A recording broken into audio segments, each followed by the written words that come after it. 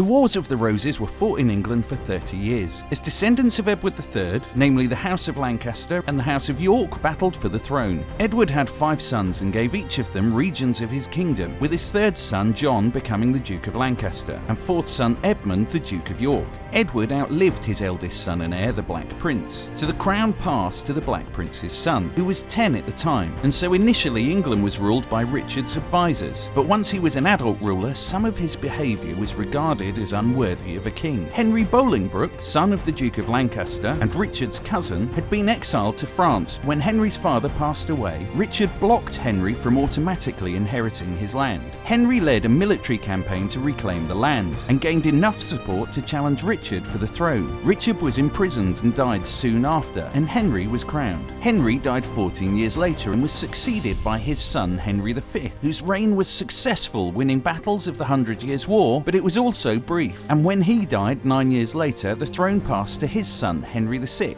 who was only 9 months old. A council ruled for Henry until he was an adult, but when he started leading, he was weak and manipulated by his nobles. He lost a lot of territory in France and had mental health issues. And so in March 1454, Richard, the Duke of York, ruled for him as protector until he recovered at the end of the year. But Richard didn't want to give back control, and the following year the first battle of the Wars of the Roses was fought.